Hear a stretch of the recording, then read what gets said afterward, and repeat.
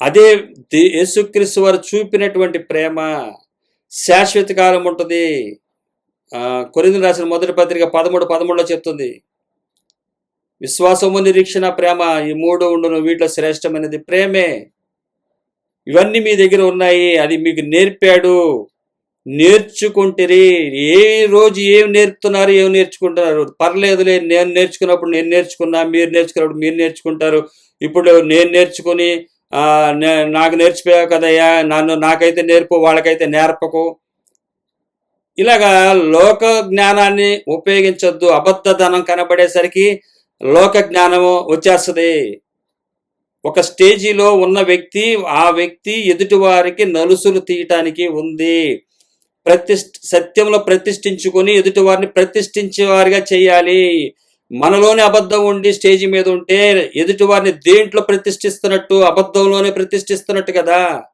మన పోకడలు, మన అన్నీ కూడా చూసినట్లయితే, నడవడిక అంతా చూసినట్లయితే ఎదుటి వారికి కూడా అదే కదా నేర్పేది.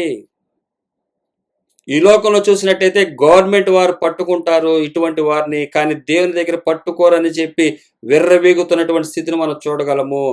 దేవుడు ఏమనట్లే, బ్రదర్ మంచోడు, చాలా మంచోడు, ఆయనకు అంత మంచివాడు ఎవరూ లేరు. నిజంగా నేనైతే మంచివాడిని కాదు, ఎందుకంటే ఆయన చాలా మంచివాడు. నేను మంచివాడిని కాదన్నా తెలిసినా కూడా నా దగ్గరికి వచ్చాడు, నిజమే మంచివాడు. కానీ మాట వినకపోతే, తప్పును దిద్దుకోకపోతే, తప్పును దులిపేసుకుంటే నేను ఊరుకోను అంటున్నాడు ఆయన. నేను చెప్పా, ఇక్కడి నుంచి మారు, పాతవి గతించింది, ఇదిగో సంవత్సరం క్రొత్తవైందని చెబుతున్నా, మీరు నమ్మకపోతే దానికి బాధ్యుడు నేను కాదు. నా మంచితనం ఉంటుంది. మీరు ప్రేమించక ముందే నేను మిమ్మల్ని ప్రేమించానన్నాడు. కానీ నా ప్రేమను తెలుసుకోవాలి తప్ప, నన్ను ఎరగాలి తప్ప, నేను చెప్తే నన్ను వెంబడించాలి తప్ప క్వశ్చన్ చేయటానికి లేదు అన్నది ఆయన ఉద్దేశం. ఈరోజు ఒక సేవకులు నేను చెప్పిందేనండి, నన్ను వెంబడించండి అని చెప్తే కుదరదు. నన్ను వెంబడించమని చెప్పి నేను చెప్తే కుదరదు. ఇక్కడేం చెప్తుంది? తండ్రి అయిన దేవుడు క్రియలు నాలో ఉన్నాయా? నాలో క్రియలు నా శిష్యులు చేశారా? నా శిష్యుల తర్వాత పౌలు గారు చేశారా? మీరు చెయ్యండి. అంతేగాని ఇంకొక సేవకుడు వచ్చి నేనేం చెప్పారు అది రండి, ఒక సేవకుడు చెప్తే మీరు వింటారా? ఈ రుద్దటాలు వద్దు. దేవుని వాక్యం ఏదైతే చెప్పిందో వారిని మనం అనుసరించాలి. ఒక సేవకుడు ఒకరోజు బాగుంటాడు, ఇంకో రోజు బాగోడు. ఇది మనిషి నైజము. కానీ మనకి ఒక సేవకుడు బేస్ కాకూడదు. వీరు శిరస్సును హత్తుకోలేని వారు కొంతమంది ఉంటారు, వారిని వెంబడించాలని చూసుకుంటారు. మనుషులు ఎక్కడో ఏదో మూలన నైజం ఉంటుంది. దేవుళ్ళుగా కొలవబడాలని, గొప్పవారిగా లోకంలో ఉండాలని, ఇది నా వల్లే అది నా వల్లే అని, నా యొక్క సైన్ అక్కడ కనబడాలని, నా యొక్క గుర్తింపు అక్కడ తెచ్చుకోవాలని చూస్తుంది మనిషి బాడీ. మనిషిలో ఎక్కడో చోట దాగే ఉంటుంది. కానీ ఈ బైబిల్లో ఉన్నటువంటి స్కేల్ ఏదైతే ఉందో, తండ్రి, కుమారుడు, అలాగే శిష్యులు, పౌలు గారు, వీరి నుంచి మనం దాటిపోకూడదు. ఈ బోధ నుంచి మనం ప్రక్కకి వెళ్ళకూడదు. ఈ బోధ నుంచి తప్పిపోతే బహుమానాన్ని కోల్పోతారు. మీరు పండగలు చేసుకుంటూ, పబ్బాలు చేసుకుంటూ గడిపేస్తే మీ బహుమతి ఉండదు. వీటిని మీరు జాగ్రత్తగా తెలుసుకోండి అని చెప్పి సర్వసంపూర్ణతలోనికి మీరు వెళ్ళాలి. కాబట్టి మరొక్కసారి అసలైనటువంటి హెడ్ మాస్టర్ అయినటువంటి పౌలు గారు ఈ కొలసీ సంఘానికి తెలియజేస్తున్నాడు. ఇప్పటి వరకు మీరు ఎవరి దగ్గర నేర్చుకున్నారు? మా ప్రియుడైనటువంటి ఎఫ్రా దగ్గర, మా తోడి దాసుడైన ఎఫ్రా దగ్గర నేర్చుకున్నారు కదా. ఇక నేను చెప్తా, మీరు వినండి. మీరు ఇంకా సర్వసంపూర్ణతలోకి వెళ్ళండి. ఆ సర్వసంపూర్ణతలోనికి మీరు ఎలాగ వెళతారో నేను చెప్తా, వినండి అంటున్నాడు ఆయన. 7వ వచనం, 8వ వచనం, మీ సంఘ కాపరి నుంచి మీరు నేర్చుకున్నారు. అలాగే 9, 12 వచనాలు ఇక్కడి నుంచి చెప్తున్నాడు. సర్వసంపూర్ణతలోకి మీరు ఎందుకు వెళ్ళాలి తెలుసా? ఇక్కడ మీరు నిరీక్షిస్తున్నారు, విశ్వసిస్తున్నారు, ప్రేమ చూపిస్తున్నారు పరిశుద్ధుల ఎడల. ఓకే, వెరీ గుడ్, ఇది నేర్చుకున్నారు. హెడ్ మాస్టర్గా వచ్చాడు ఇప్పుడు పౌలు గారు వచ్చి చెప్తున్నాడు.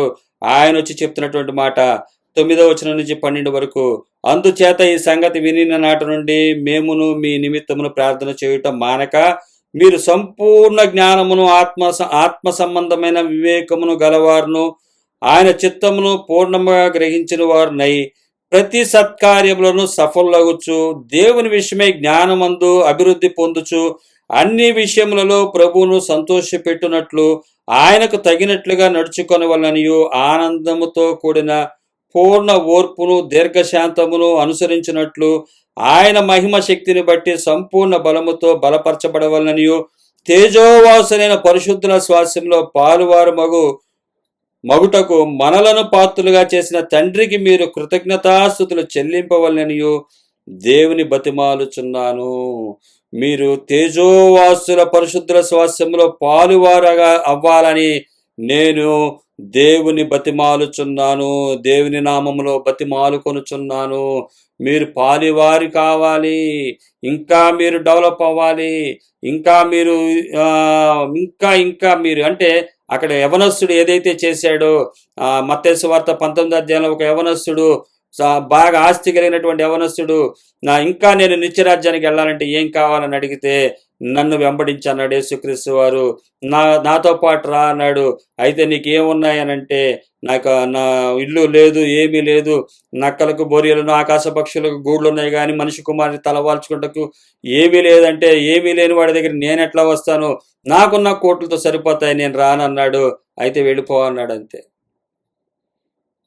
ఇక్కడ అదే పౌలు గారు చెప్తున్నాడు, మీరు ఇక్కడ వరకు బాగానే ఉన్నారు, ఎంత చక్కని నిరీక్షణ కలిగి ఉన్నారు, కానీ మీకు ఇంకా కొదువుగా ఉన్నట్టుగా ఆయన చెప్తున్నాడు.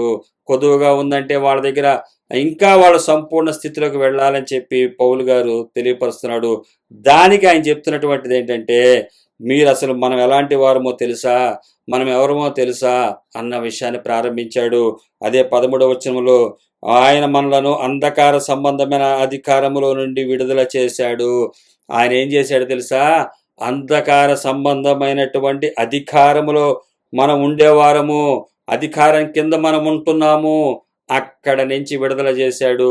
విడుదల చేసిన వాడు విడుదలలో వచ్చిన తర్వాత, ఇప్పుడు విడుదలైన తర్వాత నేనేం చేయాలి, ఉద్యోగం ఏం చేయాలి, నేనేం చేయలేను, నా పరిస్థితి ఏంటి, నా జీవితం చూస్తే సగ జీవితం అయిపోయింది, నేను ఎన్నాళ్ళు బంధింపబడే ఉన్నాను, లోపల ఉండటం వల్ల చదువుకోలేదు, జైల్లో ఉండటం వల్ల చదువుకోలేకపోయాను, ఏమి లేదు, ఇప్పుడు నేను ఎలా బ్రతకటం అంటే, నిన్ను విడుదల పరిచిన ఆయనే, ఆయనకి ఇచ్చినటువంటి ఆస్తినే నీకు ఇస్తున్నాడు. అదే చెప్తున్నాడు ఆయన. ఈ చక్కని మాట నిన్న నేను విన్నప్పుడు నాకు చాలా సంతోషం వేసింది. అనేక సార్లు చదువుతున్నానే కానీ అర్థం కాల. తాను ప్రేమించిన తన కుమారుని యొక్క రాజ్య నివాసులుగా చేసెను. మన అంధకార సంబంధమైనటువంటి దాంట్లోంచి విడిపించిందే కాక, తాను ప్రేమించిన తన కుమారుని యొక్క రాజ్య నివాసులుగా చేసెను. కుమారుని యొక్క అన్న దగ్గర కింద ఫుట్ నోట్లో రాయబడుతుంది, తన ప్రేమ కుమారుని. తండ్రి అనేటువంటి దేవుడు తన కుమారుడికి ఎంతో శ్రేష్టమైనది ఆయన ఇచ్చాడు. మనకే శ్రేష్టమైంది ఏదేను తోటనిచ్చాడే, ఆయన కుమారుడికి అయితే ఇంకెంత ఇచ్చుంటాడు ఆస్తి. అలాంటిది మనం లోకరిత్యగా చూసినట్టయితే, ఒక అంబానీ మనకే ఒక ఊరు విజయవాడ పట్టణాన్ని ఇచ్చేసాడు అనుకోండి కొని, తన కుమారుడికి ఏమి ఇచ్చుంటాడు అనుకుంటాం మనం? భారతదేశంలో సగం రాసి ఇచ్చుండడు. అలాగే ఈ తాను ప్రేమించిన తన కుమారుని యొక్క రాజ్య నివాసులుగా చేసెను. అంధకార సంబంధం నుంచి విడుదల చేసి ఊరికే వదిలిపెట్టలా, తాను ప్రేమించిన తన కుమారుని యొక్క రాజ్య నివాసులుగా చేసెను. ఇంత గొప్ప భాగ్యం మనకుందే అని పరలోక నిమిత్తం విశ్వసించండి.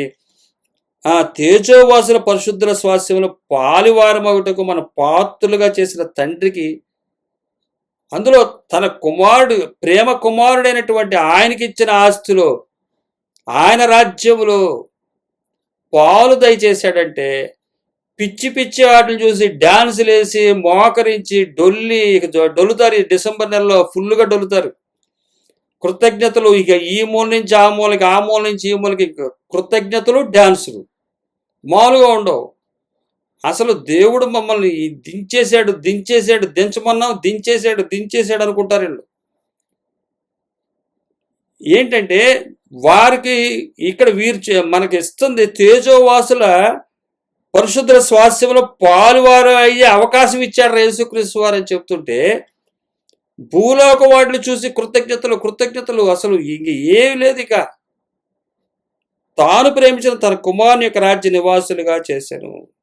ఆయన తాను కుమారుని యొక్క రాజ్య నివాసులుగా చేశాడు. మనం కొలసీ సంఘానికి హెడ్ మాస్టర్గా వచ్చినటువంటి పౌలు గారు ఒక లేఖ రాస్తున్నాడు. ఎలా ఉంది మీ పరిస్థితి, ఎలా ఉందని అడిగినప్పుడు ఆ సంఘాన్ని చూసి ఆయన సంతోషించాడు. ఆ సంఘానికి ఇంకా ధైర్యాన్ని, ఇంకా ఇంకా ఇంకా ఇంకా ఇంకా పరిపూర్ణ నుంచి సంపూర్ణతలోనికి తీసుకువెళ్ళటానికి ఆయన ఎంత చక్కని సందేశాన్ని ఇక్కడ తెలియపరుస్తున్నాడు.